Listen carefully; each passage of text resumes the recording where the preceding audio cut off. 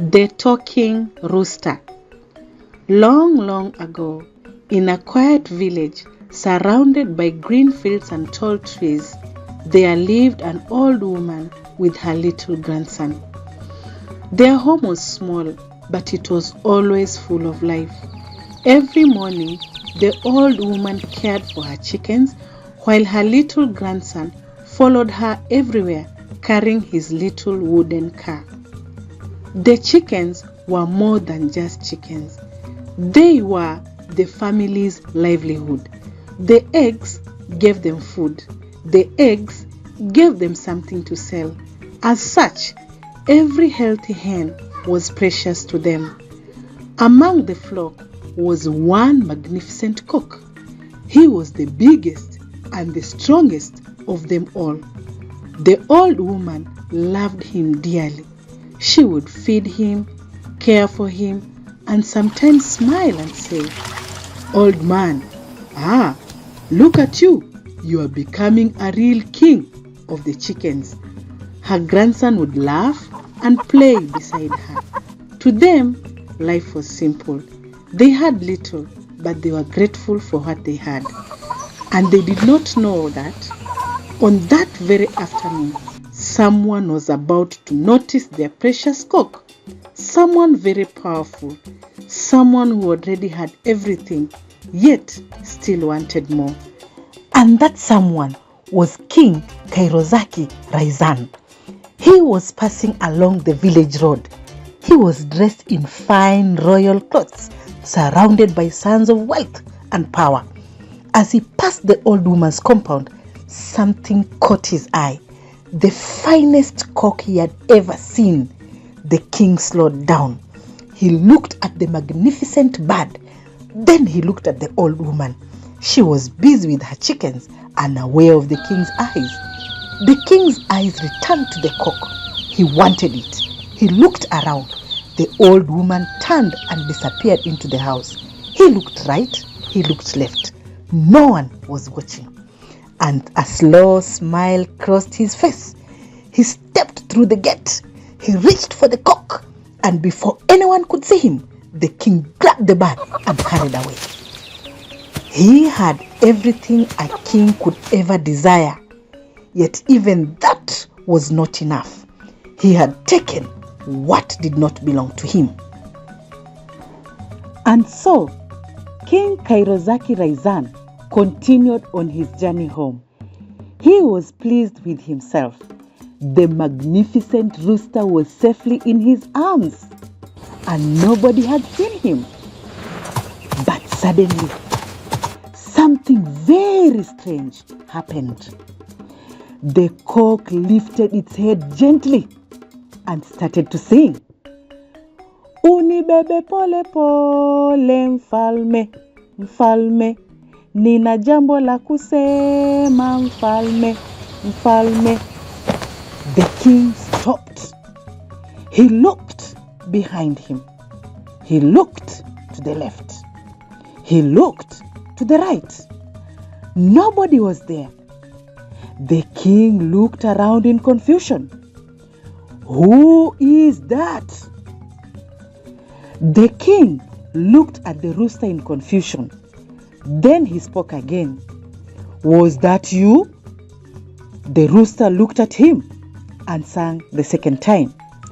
"Unibebe pole pole mfalme, mfalme.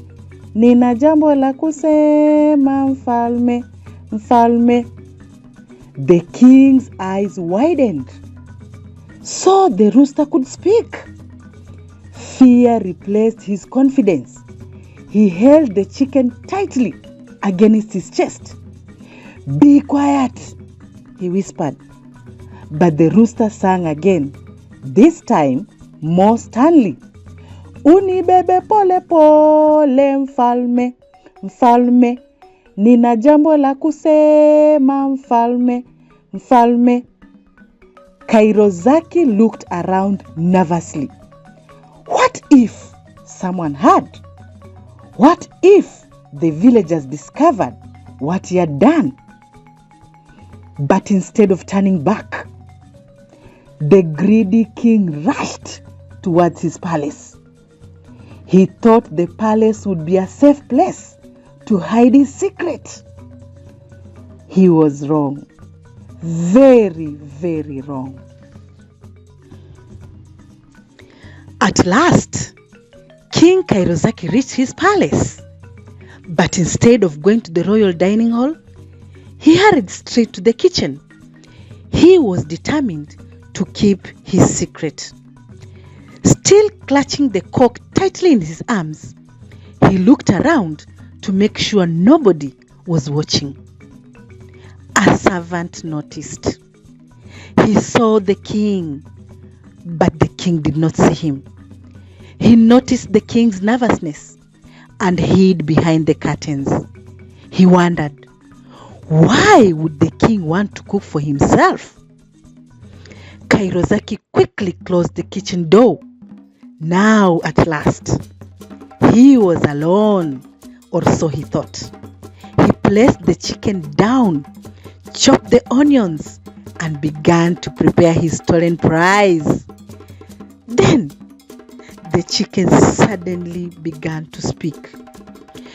Unikate pole pole mfalme, mfalme, nina jambo la kusema mfalme, mfalme. Kairosaki froze. He looked at the chicken. His eyes widened. He was definitely frustrated. Again, he whispered. Be quiet, shouted the king, amassing all the courage he had left. But the chicken would not stop. He hurriedly continued preparing the onions, pretending nothing was wrong. Soon, the onions were golden brown. Kairosaki took a deep breath and hurriedly put the chicken into the pot. Just as he was about to cover the cooking pot, the voice came again. Unipike pole pole mfalme, mfalme, nina jambo la kusema mfalme, mfalme. Kairosaki sat down, feeling like a defeated soldier of war. Sweat began to roll down his face. He waited. He waited. He waited. The king was no longer thinking about the strange chicken. He was thinking about one thing, that his secret would be discovered. At last, the chicken was cooked. Kairosaki slowly lifted the lid. He took the first bite, and suddenly the irritating voice came again. Unikule pole pole mfalme, mfalme, nina jambo la kusema mfalme, mfalme. Ignoring the voice, the king remarked, delicious, far too delicious for a stolen chicken. He invited 2 of his servants to eat with him, and within seconds, the problem was transferred to the stomach. King Kairosaki's stomach was full. He belched in satisfaction. But wait, another problem was cooking. The villagers were angry. The villagers were at his doorstep to report a missing rooster belonging to an old woman. A servant led them to the balcony, where the king was waiting anxiously. An elder explained that an old woman had lost her rooster and the thief was on the run. He stole from the disadvantaged, and this will bring a curse to the land. The king stood up, clutching his stomach in pain. He tried to speak, but what came out shocked the elders.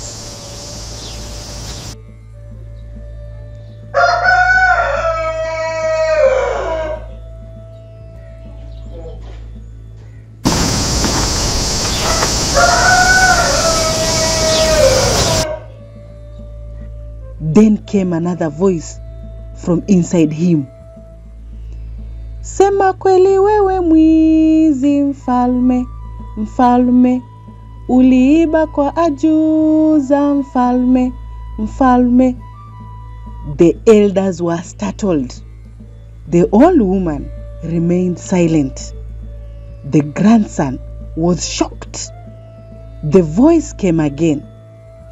Uliniiba kwa ajuza mfalme, mfalme, sema kweli wewe mwizi mfalme, mfalme.